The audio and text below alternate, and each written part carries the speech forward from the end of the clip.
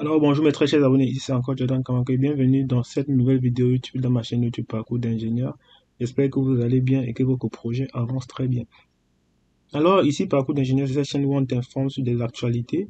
Alors c'est des actualités également, on parle d'entrepreneuriat sur cette chaîne. Alors si l'un de ces sujets t'intéresse, alors je t'invite juste à cliquer sur le bouton pour t'abonner tout juste en bas. Et avant de commencer, n'hésite pas à liker la vidéo pour m'encourager. Alors, on va commencer aujourd'hui, on va parler, nous sommes le 15 novembre, et aujourd'hui, le 15 novembre, il y a eu une revue de presse, il y a eu un communiqué de presse de l'IRCC. Comme vous pouvez le voir, je suis actuellement dans le site web de l'IRCC. Alors, le but de cette vidéo également, c'est juste de détailler les deux points importants de ce communiqué. Et également, je vais vous mettre le lien de ce communiqué en description pour que vous alliez lire pas à pas pour vraiment comprendre les enjeux qu'il y a actuellement. Parce que vraiment, quand j'ai lu ça, j'ai vraiment compris beaucoup de choses. Et ce que je peux vous rassurer, c'est que maintenant, les choses sont vraiment contrôlées à la lettre. Donc, les choses sont vraiment beaucoup plus contrôlées. Alors, quand vous allez lire tout ça, je ne vais pas me mettre à tout lire ça sur la vidéo, va prendre des heures. Je vais juste m'appuyer sur des points très importants que j'aimerais parler discuter avec vous en fait. Mais il faut juste savoir quelque chose, c'est que d'après ma lecture, vraiment les choses sont devenues vraiment très importantes, tout est contrôlé. Également, vous allez découvrir dans ce communiqué que maintenant, les établissements, chaque établissement voit le rapport des étudiants qui sont inscrits à l'IACC. Donc, ils ont dit 2 fois par année, ça veut dire que c'est chaque session, on check pour voir les étudiants qui sont inscrits.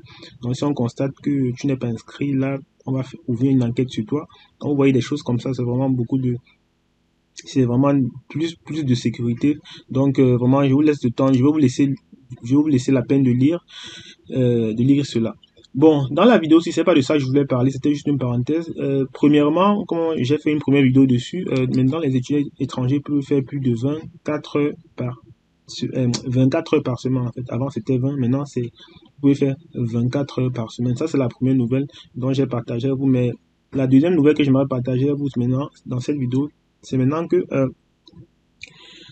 les, maintenant Maintenant, pour changer d'établissement, donc lorsque tu fais ta demande de permis d'études, lorsque tu as le visa, maintenant pour changer d'établissement, tu dois faire une nouvelle demande de permis d'études. Donc, ce n'est plus possible de changer d'établissement comme avant. Tu arrivais là, tu pouvais aller changer d'université à université. Donc, tu allais juste dans le site de l'IACC, tu changeais ton établissement tout juste. Donc, maintenant, ce n'est plus possible. Donc, on va lire ce passage ensemble. On dit 2 fois, c'est pas, vous voyez ici, on va rester là en fait, on va lire ce passage ici. On dit, à l'avenir, les étudiants étrangers devront demander et obtenir un nouveau permis d'études avant de changer d'établissement d'enseignement. Ce changement cadre avec le travail important que nous avons accompli pour renforcer l'intégrité du programme des étudiants étrangers. Donc ça veut dire maintenant là, tu peux plus arriver au Canada, tu peux même plus avoir ton visa, tu commences à changer d'établissement comme on allait à gauche et à droite. Donc, ce n'est plus possible. Donc, si tu es admis à l'université là-bas, tu vas sauf que rester là-bas. Si tu es admis à Sherbrooke, tu vas sauf que rester à Sherbrooke.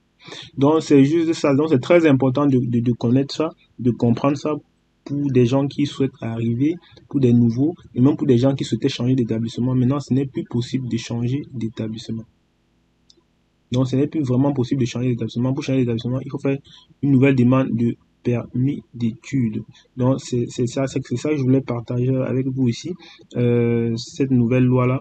Donc, vraiment, faites attention si vous êtes encore, si ça vous intéresse de changer d'établissement, il faut savoir maintenant, il y a toute une procédure pour le faire. Ce n'est plus facile comme avant. Alors, c'est vraiment les deux trucs que je voulais partager avec vous dans cette vidéo.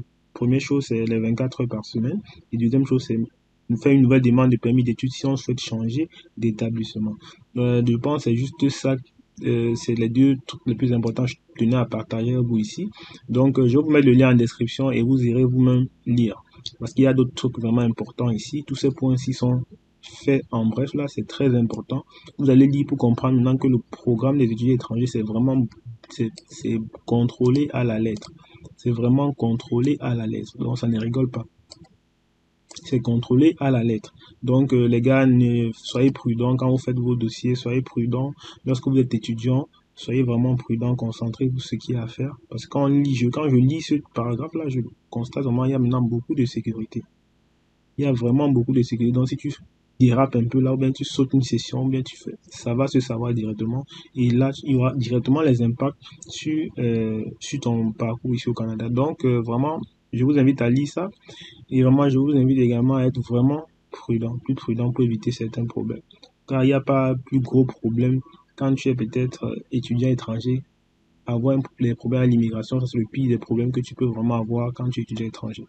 Ça, c'est un problème que c'est difficile à résoudre. Donc, vraiment, vaut mieux éviter. C'est comme ça, je prends la peine de répéter cela, de répéter cela. Vraiment, vaut mieux éviter d'avoir des problèmes à l'immigration. Donc, essayez vraiment de vous conformer au maximum. Donc, c'était vraiment tout ce que je voulais dire dans cette vidéo. J'espère que la vidéo vous a aidé à comprendre certaines choses. Donc, je mets le lien en description, comme je disais. Vous allez aller lire vous-même pour comprendre encore plus en détail. Alors, ici, c'était Jordan, quand même, n'hésite pas à t'abonner. On se revoit dans une prochaine vidéo. Ciao, ciao les amis.